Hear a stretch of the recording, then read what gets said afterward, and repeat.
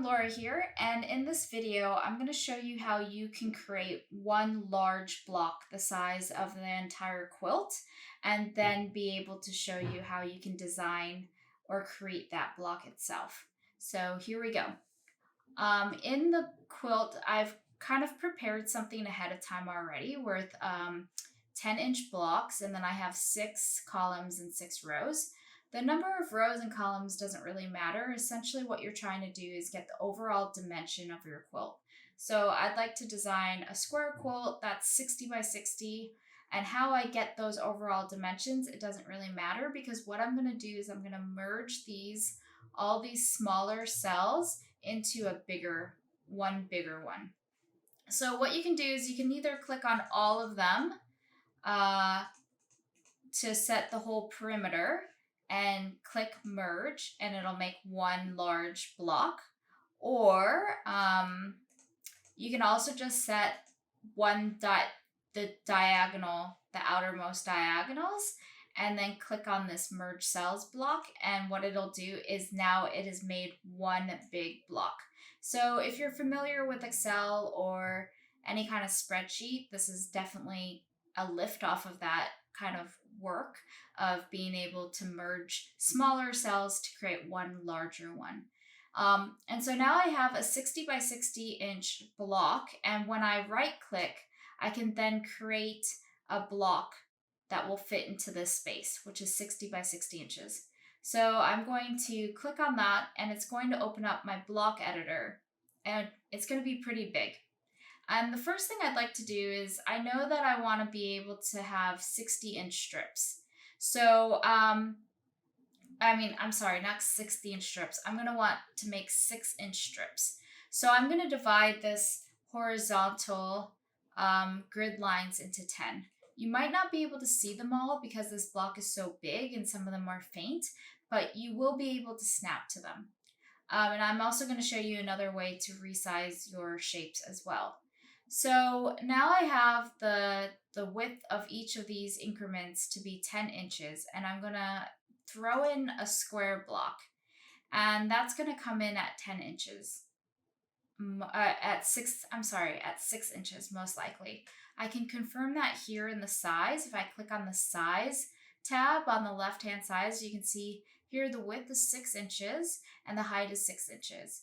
And that's going to be, because I've divided this unit into 10, 60 inches divided by 10 would be 6 inches each.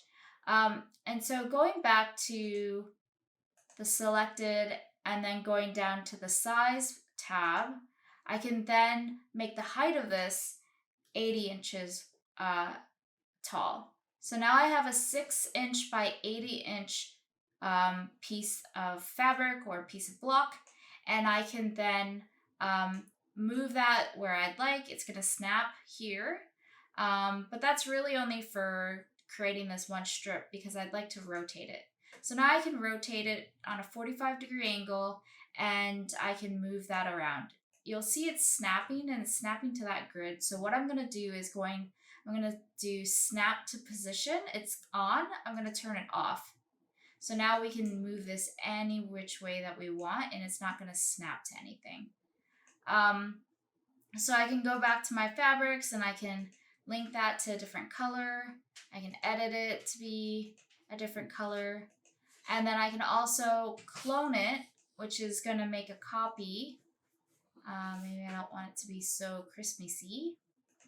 Now I have this block copied, and I can move that around and be able to then move it as I would like it. So maybe I'm going to have that one be a little off center. Okay, and then I'm going to maybe clone it and link it to a new one. And I'm actually going to change the color to maybe an acid. And then I'm going to move that to here, and so on. And I can build out my quilt now in this fashion with lining it up. Lining up my blocks. You can also use the keyboard for more detail or smaller increments of moving and shifting. When you have it ready, you can do the quick save as well as save to quilt. And now you'll see your block here. And you can design that in either in any way you want. Going back into the block, you can edit it and just say I want to actually have this one. I'm going to clone it and I'm going to rotate it actually. Well, I'm going to move it first, so when I rotate it, I can see it. And so I can also move it, rotate the blocks in this manner as well, and slowly fill up my quilt. So I hope that helps you out. If you are interested in making one big block and moving the pieces in within it. All right, thanks so much. Have a good day. Bye.